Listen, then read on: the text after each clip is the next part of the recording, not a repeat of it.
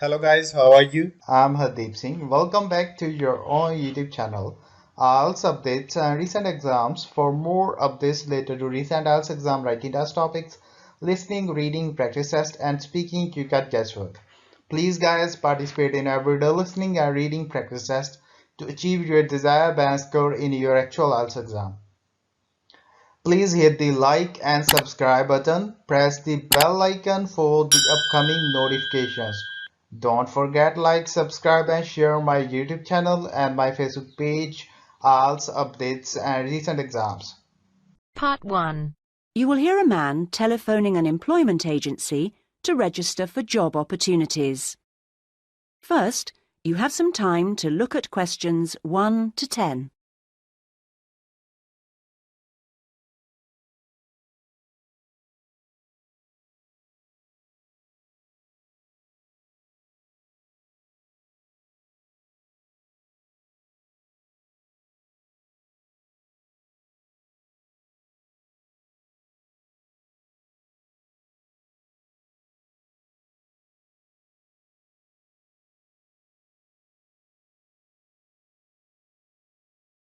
Able Employment, how may I help you?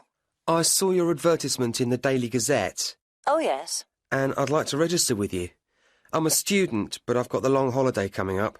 Certainly. I'll just get the form ready. OK, let me take your details. Sure. Can I have your full name? It's Bowen. James Bowen. Bowen.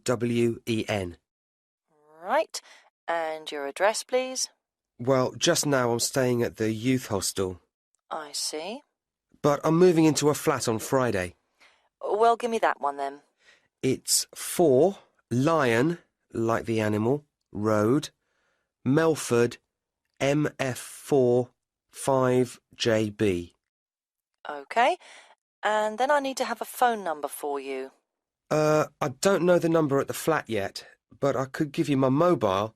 That's 09954 721 822. Would that do? For the time being. But if you can let me know your new number when you can. Of course. Now, qualifications. What qualifications have you got? I mean, post-16 qualifications. Well, I stayed on at school till 18 and got my A-levels. Fine. Anything else? You said you were a student. Yes, and then I've done 2 years at college, so I've got my history diploma, though I don't know how useful that'll be for getting a job. Well, it depends. Everything counts in some way. And I also did an IT course this year, and that got me my computer skills certificate, which I certainly hope is relevant. It's different anyway. That's all really. That's quite a good range. And what about on the practical side? What work experience have you got? Well, not too much, because I've mainly been studying. Yes. But 2 summers ago I worked just as general assistant in a hospital for about 3 months. It was quite hard, but very interesting. OK. Anything else? If you include part-time work, Oh, yes. I've often worked in the college holidays as a tour guide, showing visitors round. That's quite enjoyable, meeting people. I'm sure. Now on to interests. There's space here for 2. What would you say? 2. Well, I like various sports, but I suppose we should put that I'm in the swimming club. I'm pretty committed to that. Yes, that sounds good. And for the other one, something different? I'm very keen on music too, and I love playing piano. I've been doing that for over 10 years now. Yes, I'll put that down. Well, that's more or less it for the time being. Uh-huh. Just one more thing. What I do need is your availability. Oh, yes. The college term finishes on June the 20th, and then I'm going to visit my parents. But I can be back and ready to start on June the 28th, if that seems okay. I'm sure it is. Now, what happens next is that I process this information, and then... That is the end of Part 1. You now have half a minute to check your answers.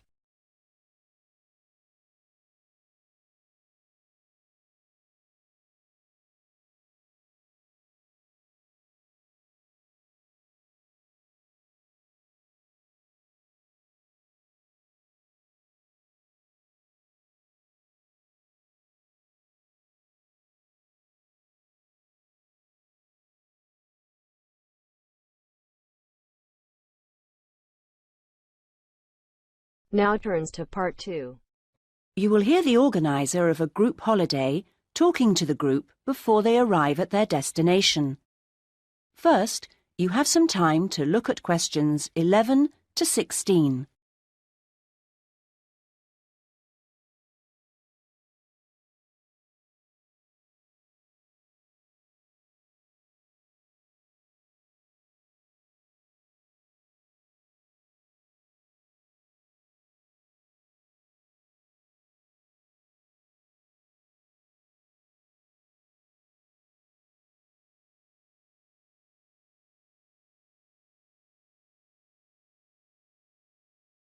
Thank you, everybody, for your attention. I hope you're all looking forward to arriving at the town. I thought you might like to know a few things while we're still on the coach, and it'll help to pass the time on our journey. OK, as you know, we're staying at the Park Hotel. It's comfortable and friendly. We're booked in for 3 nights.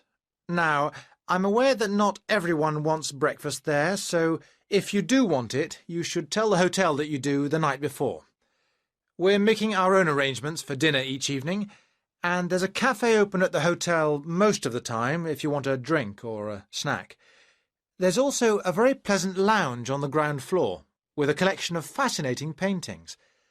And then I hope you're going to enjoy the various activities that are lined up. However, I do have to tell you that there have been some changes since the original programme.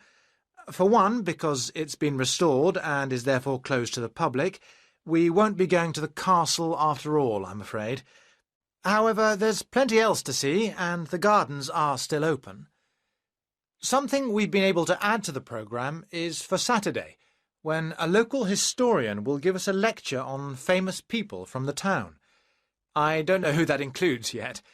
So, to free up the time for that, we've made another little amendment and changed the trip to the antique show that was due for then on to Sunday. Actually, I think that'll make for a more relaxed programme anyway. We're leaving the rest of Sunday free for you to wander around as you wish. One place you might like to try is the art gallery, because it's got a huge display of old postcards. You can't really send them home to your family and friends, but it's interesting and sometimes funny to see what people used to send. Well, that's the lot on changes. Now you have some time to look at questions 17 to 20.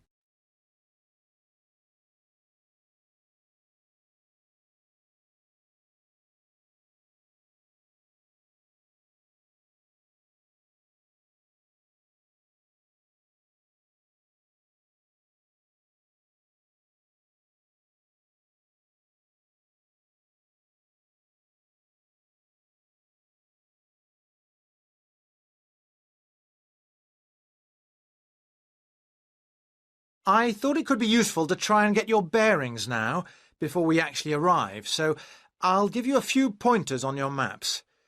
OK, first things first, the Park Hotel, because I assume you'll want to deposit your luggage before anything else. We'll be driving into the town from the west and stopping at the bus station. To get to the hotel, just go straight down the high street towards the railway bridge, and after the bridge, if you go left, you'll soon see it on the right.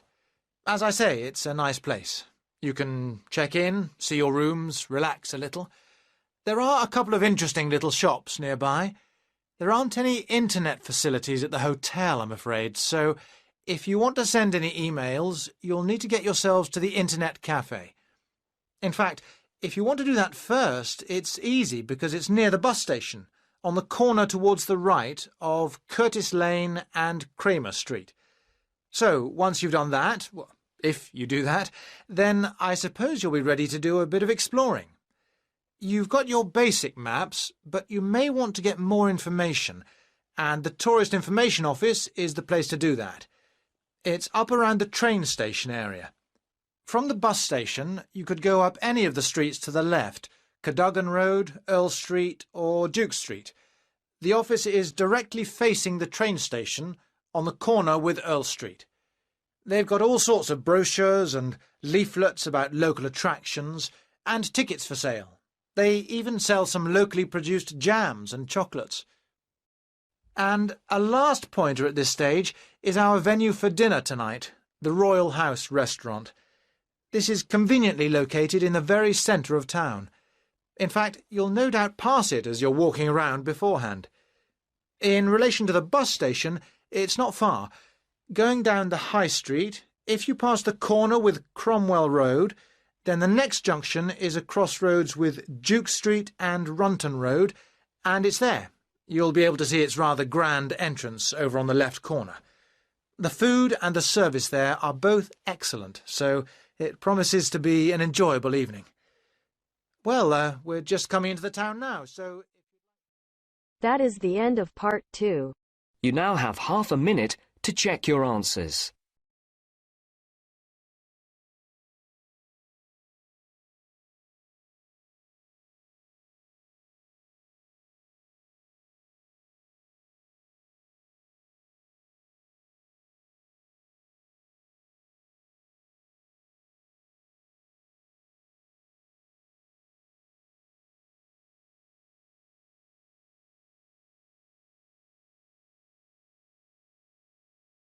Now turns to part 3.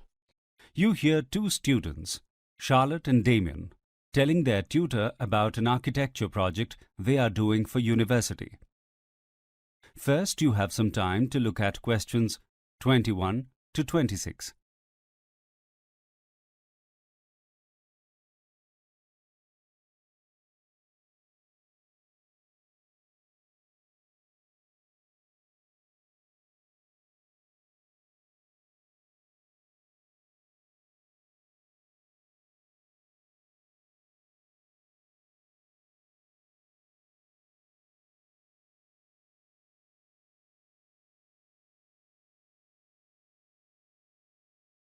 Well, Charlotte and Damien, what have you decided to do for your architectural project? We are going to do a study of the first project that famous architect Wilson Prescott designed. Wilson Prescott, who designed the Charleston Towers in New York and the University Library building here in Benchley, what was his first project? When he first graduated from the University of Manchester in 1972, he worked for a small firm of architects in Buckinghamshire and in 1973 was given the project of designing a private house for a local family called the Bartletts. So it's called Bartlett House. The house is still standing and is currently for sale for the first time since it was built. Charlotte and I went to inspect it, and it's still in great shape with its original flooring, bathrooms, and kitchen. We wanted to get a photographic record of it for the university. That was the main reason we went there originally. We heard it was on the market, and we are quite sure that whoever the new owners are, they will completely refurbish it. Isn't there a preservation order on it? There should be, of course, but no, there isn't. The real estate agent looked a bit concerned when we told him why we were there. A preservation order would make the property much more difficult to sell. People don't like buying houses that restrict them from making alterations. Just the historical value of the photographs is probably enough to base your paper on. What else did you have in mind? We were quite amazed when we saw the house. The exterior is so much like the work he designed later in his career. He used the same long strip windows in Charleston Towers. In every part of the house, there are reminders of later work that he has done. Look at this photo. Do the columns holding up the extended roof here remind you of anything? They are the same shape as the ones used in this building in Barcelona. And look, it's the same slate used to cover the bricks that he used on the walls of the university library 30 years later. This is very interesting. He must have only been in his early 20s at the time. Before you hear the rest of the conversation, you have some time to look at questions 27 to 30.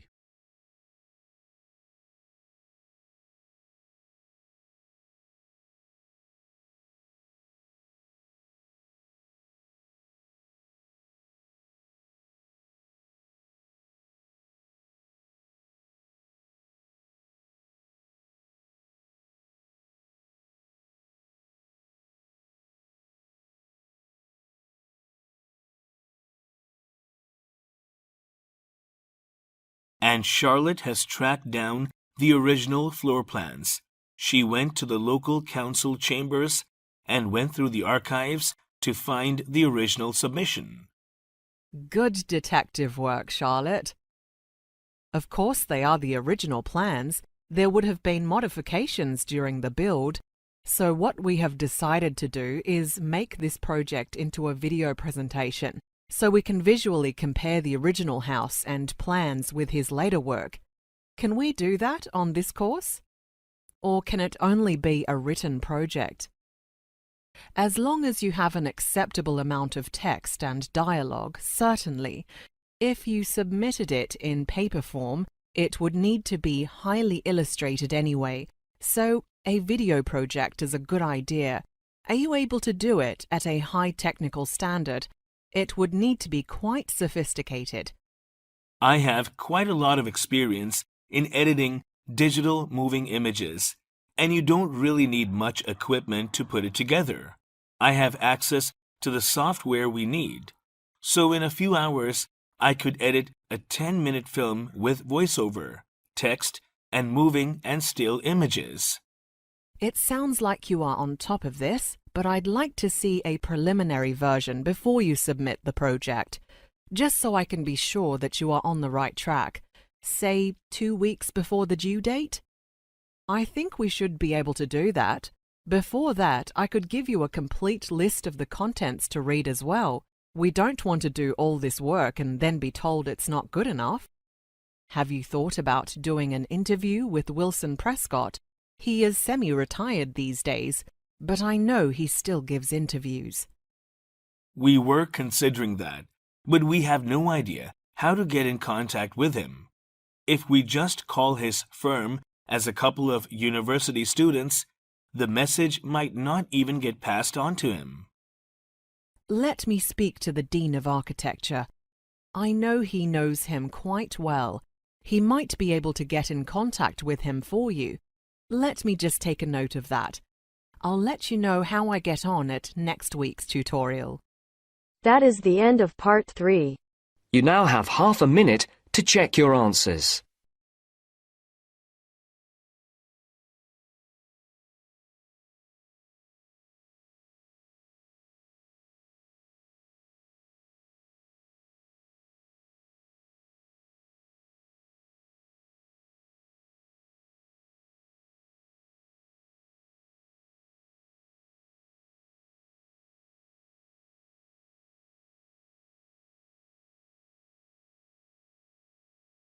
Now turns to part 4.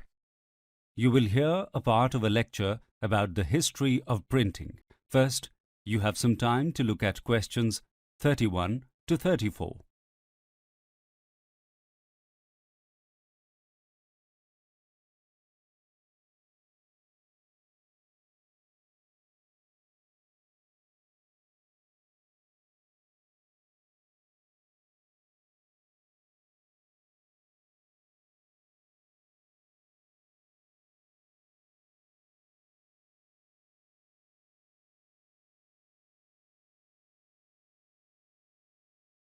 The history of printing is usually said to have begun in Europe in the 15th century.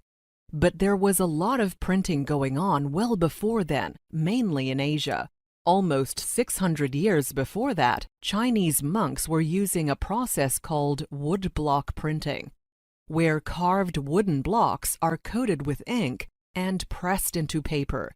The earliest book that still exists from this time is the Diamond Sutra, printed in 868 AD, which was discovered in 1900 and is now in the British Library in London.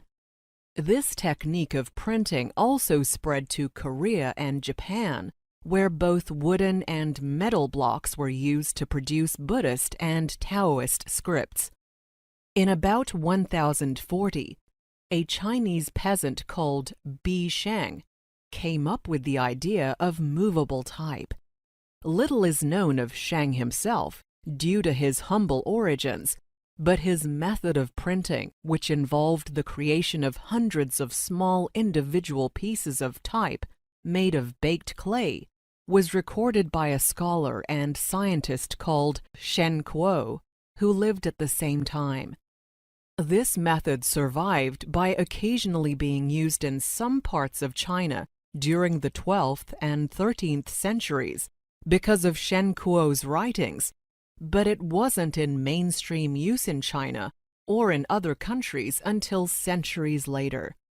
In any case, though there are written mentions of this technique being used, no early examples of the printed result, or even the ceramic printing characters, have survived. 200 years later, an official in the Chinese court, Wang Zhen, came up with the same idea, but this time the pieces were made of wood. Sometime later, Koreans started casting metal characters. However, block printing remained the dominant form, probably due to the nature of the East Asian languages, which do not have phonetic letters, but require a different pictogram character for every single word.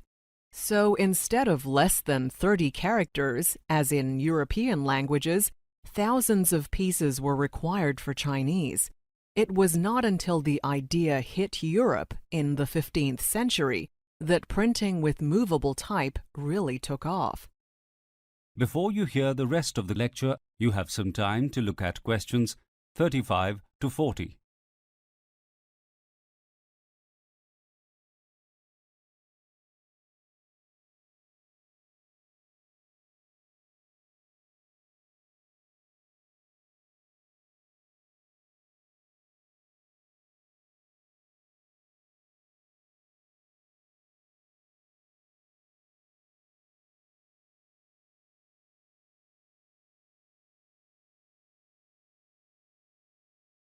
In Europe, books were still either being handwritten or using some form of the woodblock technique, both of which were very labor-intensive.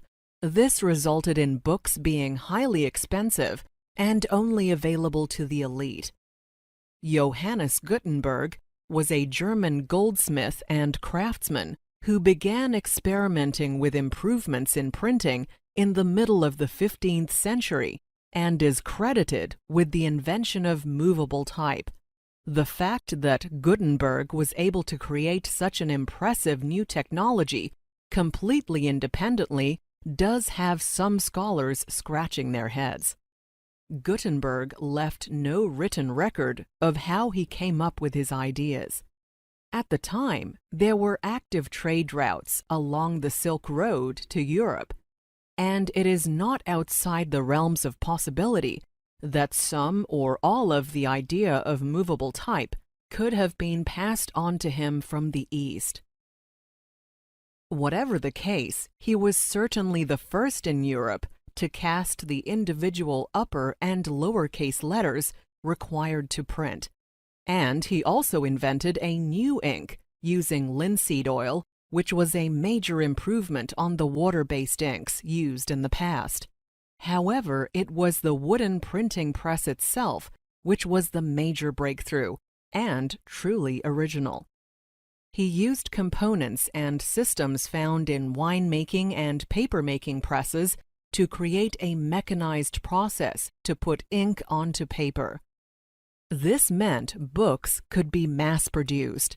Mass production not only sped up the process of printing, but reduced its costs enormously.